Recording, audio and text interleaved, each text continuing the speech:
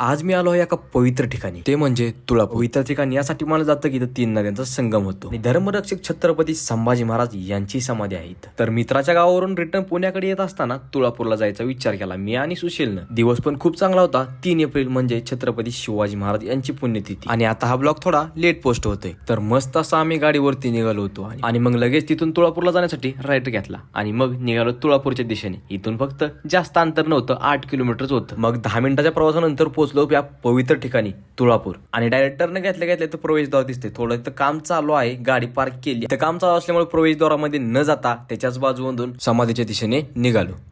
तर मित्रांनो, आता आपण आलो तुळापूरमध्ये. छत्रपती संभाजी महाराज यांची समाधी त्या ठिकाणी.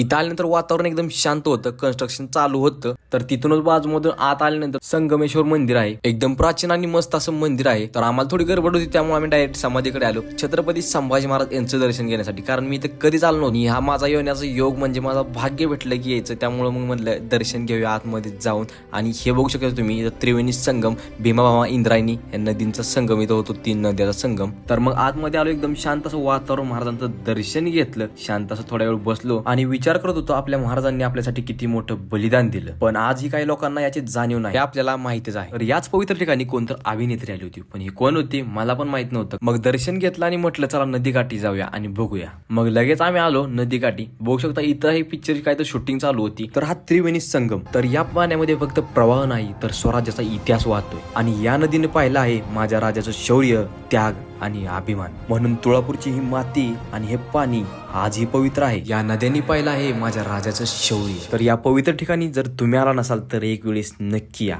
जय शिवराय, जय शंभूराजे.